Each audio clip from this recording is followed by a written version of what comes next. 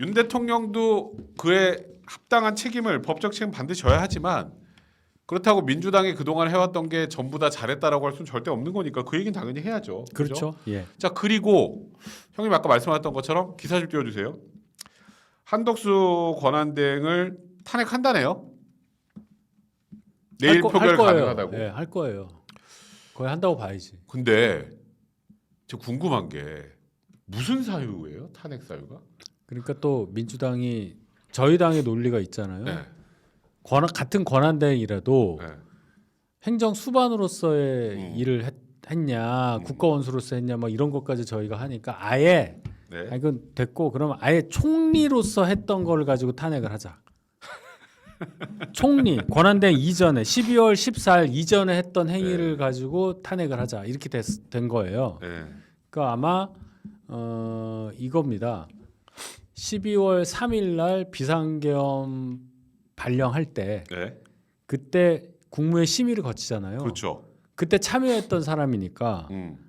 간접적으로라도 내란죄에 동조한 거가 된다. 네.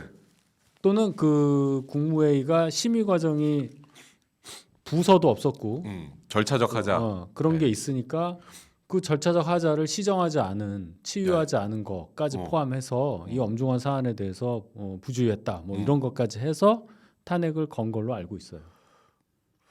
그때 왜 안 했어요, 근데? 그러니까요. 그럼 즉각했어야지.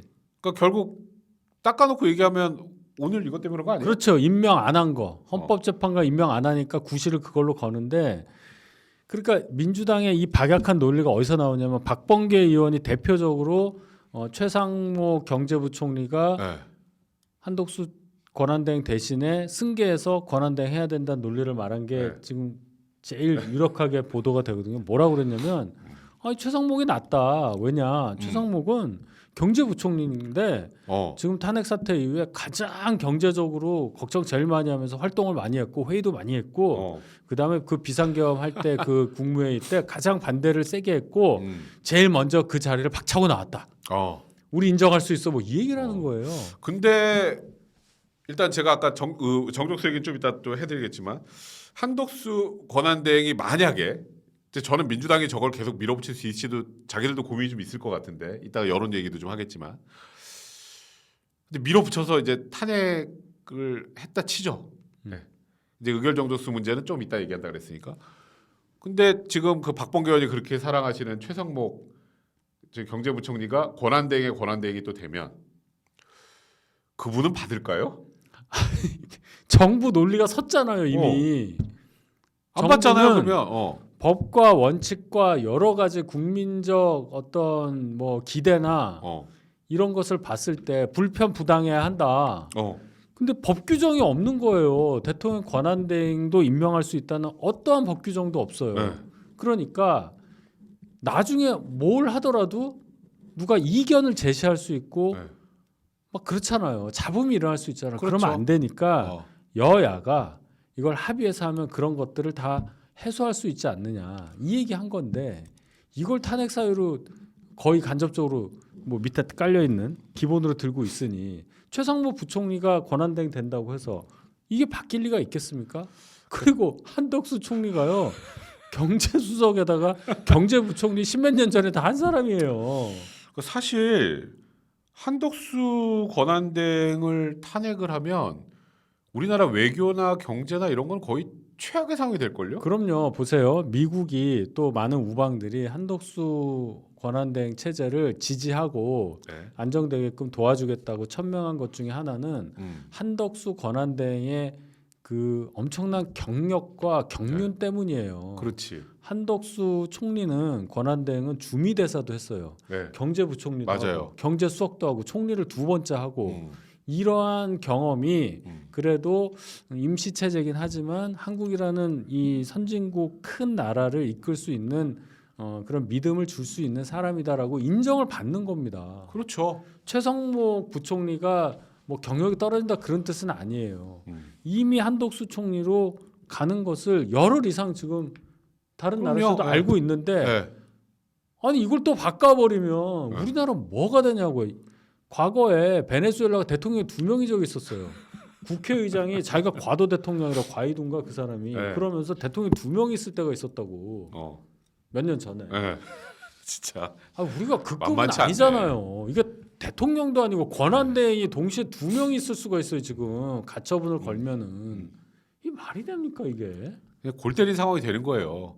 아, 그러니까 이게 제가 그 웃으면서 몇 번 얘기했는데 이번 시국에 뭐 윤석열 대통령도 그렇고 이재명 대표를 포함 민주당 때문에도 그렇고 법 규정이 없는 걸 너무 많이 봐야 돼. 그러니까 다 사상 최초고 우리 법이 그렇게까지 상세하게 할 이유가 없었는데 네. 할 수밖에 없게 돼버렸어요 지금 이 상황이. 이게 참 저는 이제 앞으로 문제가 만약에 이제 한다고 가정을 해보죠 내일 이제 탄핵을 했어요. 그럼 탄핵을 했으니까 아 그냥 날라갔구나 한덕수 권한대행이가 아니에요. 아니지. 기사 좀 띄워주세요. 이게 저는 이제 이걸 가지고 어떻게 생각을 해봐야 되나 아 모르겠어. 봤는데 법은 없습니다. 권한대행까지 설마라고 생각한 것 같아. 그럼. 법에 권한대행까지 설마 탄핵을 해? 그러면 이제 원론적으로 다시 돌아와서 그렇지. 대통령 탄핵 정족수가 있고 그래서 탄핵이 됐단 말이에요. 그럼 다음 사람이 사실상의 대통령 역할을 하고 있는데 이 사람을 일반 탄핵 정족수로 날리면 쉽게 말하면 야당이 지금 다수당을 차지하고는 야당이 내 입맛에 맞는 사람 올 때까지 지정생존자 만드는 거예요. 그렇죠. 그렇게 되죠. 그 다음부터는 지정생존자 만드는 거라고. 한덕수 총리만 뚫리면 그 다음부터는 그냥 151 이상이니까 네. 그냥 계속이에요. 이제 마음에 안 들면 다 탄핵이야. 김문수까지 가. 매운맛. 진짜 매운맛까지 가는 거지. 거기까지 가는 거예요. 그러니까 이게요. 이게 하겠냐고 이거를. 이제 이거는 그러니까 민주당이 늘 얘기하잖아요. 뭐 자기들이 지금 약간 정권 잡은 것처럼 하면서도 민생, 그다음에 경제, 외교 차질없게 자기들이 잘 하겠다고 뭐 했는데 작사를 내는 거예요, 그냥. 민주당이 집권할 경우에 나올 수 있는 사회 혼란상을 우리가 미리 경험한다고 생각하시면 됩니다. 그렇지. 다른 거 아니에요. 완전히 무슨 혁명 정부가 하나 들어와 가지고 기존의 모든 질서는 다 앙시앙 레짐이라고 네. 보고 구체자라고 보고 그렇지. 다 바꾼다는 거예요. 그러니까 사실 저는 이래요. 예를 들어서 헌재 재판관 이 3인의 임명과 관련해서도 민주당이 본인들의 과거의 잘못에 대해서 국민들한테 좀 이제 인정을 하고 또 여당에 대해서도 좀 미안함을 표시하고 그래도 지금 이런 상황이니까 그래도 헌재 결정이 정당성을 갖기 위해서는 헌재 재판관 셈 필요하지 않냐? 야 여당 원래 우리가 둘 하려 그랬었는데 한 명 우리 합의해서 하자. 이렇게 시작이 나왔으면 여기까지 안 왔어요. 안 오죠. 여론에서 그럼 우리가 작살 나거든. 안 되거든. 그럼 그냥 가는 겁니다. 그럼 뭐 여야가 합의해서 임명하고 그냥 부드럽게 가는 거예요. 근데 지금 저렇게 나오니까 그렇지. 완장 창고에다가 몽둥이 들고 지금 뭐 다 데리고 온 거 아니에요 지금. 뭐 어떻게 하라는 거야. 그러니까 집안의 기물을 다 깨고 있는 거예요 지금. 그렇죠. 그리고 이게 원래 그 법엔 없어도요. 헌법재판소 연구관들이나 법을 공부하는 분들, 특히 헌재 연구관들은 이런 거를 생각을 한다고요. 그렇겠죠. 네. 그러니까 만약에 법에도 안 만들었지만 이런 일이 생기면 어떡하지? 하고 헌재 의견 저희 헌재법 해설서라는 게 있어요. 그러니까 아 이게 만약에 대통령이 탄핵되고 권한대행이 들어왔을 때 이걸 하면 어떻게 해야 될지에 대해서 헌재 내에서 연구를 해서 나온 헌재 관련 해설서에 헌재법 해설서에 그렇게 돼 있습니다. 2015년 주석 헌법재판소법을 통해서 권한대행자의 탄핵 소추 발의와 의결 정족수는 대행을 하는 공직자를 기준으로 해야 한다. 그러니까 의결 정족수가 3분의 2죠. 그러니까 이게 이렇게 되는 거예요. 만약에 음. 한 190표로 통과가 됐어. 네. 근데 우원식 의장이 이건 통과됐다고 해. 네. 하는 순간 국민의힘은 두 가지를 할 거예요. 가처분. 네, 당연하죠. 집행정지 가처분. 이 본회의 의결에 대한 집행정지 가처분 더하기 권한쟁의 심판을 네. 걸 거예요. 맞아요. 또는 권한쟁의 심판을 안 걸을 수도 있어. 그냥 하고 있으면은 민주당이 걸 거야. 왜 국회 결정을 안 따르냐 그렇지. 정부를 상대로 이럴 수가 있는 거예요. 그러면 최소한 가처분 인용이냐 기각이냐 하는 그 시간 동안에는 권한대행이 2명이 된다고 봐야 돼요. 그렇죠. 투 권한대행이 되는 거지. 어. 맞아요. 이게 뭐냔 말이에요 이게. 그러니까 지금 민주당 내에서도 율사 출신들 많잖아요. 그럼 고민이 많이 될 거야.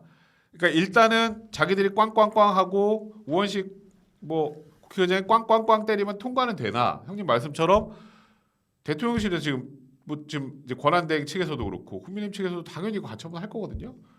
저는 지금 헌재 해설서 기준으로 헌재 내에서도 이런 공감이 있을 수밖에 없어요. 이거 앞으로 그러면 무한대로 진짜 지정생존자 드라마에서 나오는 거나 하는 그걸 보는 건가 그런 생각이 들 수밖에 없단 말이에요. 그럼 지금 소위 지금 집행부가 진짜 불안전하게 하루하루를 돌아갈 수밖에 없거든. 이거는 인용될 가능성이 꽤 많아요. 그러면 만약에 기각됐다고 쳐요. 네. 그래서 한덕수 총리가 물러나고 최상목 부총리가 겸이 세 개 네. 나오죠. 아우, 대통령 힘들다. 권한대행 겸 국무총리 권한대행 겸 네. 부총리 겸 기획재정부 장관. 네. 아우, 이분이 김수환 분의 그렇지. 임명을 못해. 여야 합의해서 오세요. 안 해. 그럼 그때도 민주당이 최상목 부총리를 탄핵을 할까요? 지금의 논리라면 못해요. 경제 때문에. 그렇지. 경제부총리까지 날리면 그럼 누가 하냔 말이야.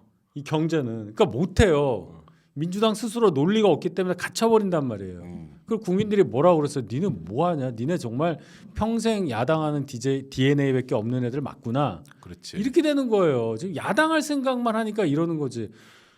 보수는 그거잖아요. 공동체 유지가 네. 목표잖아요. 그러니까 집안 살림을 어느 정도는 보존을 해놔. 그러니까 시감자를 안 먹는단 말이에요. 그럼요. 한 두 달 돈 못 벌어도 어떻게든 이 집안이 굴러갈 수 있게 그냥 뭐든 시감자고 뭐가 없어 그냥 다 먹어버리는 거예요. 여기는. 그럼 내년에 어떡하냐는 말이지. 그럼 그렇지. 모르겠다는 거예요. 저 사람들은. 지금 일단은 이렇게 작살 내놓고 자기들이 정권만 잡으면 된다고 생각하는 거잖아요. 그러니까 그럼 내년에 뭘로 농사지어 그럼 재벌들 털면 나온다 뭐 이런 거야. 니네 다 숨겨놓고 있지. 뭐 이런 느낌이야. 그러니까 사실 제가 뭐 혹시라도 여러분들이 보시면서 쟤네들 갑자기 뭐 계엄을 옹호하냐 이런 거 절대 아니에요. 아니 그 얘기 아니에요. 이걸 자꾸 또 오해하시더라고. 저 뭐 제가 혼자 올린 영상들도 많이 보셨겠지만 별개 문제입니다.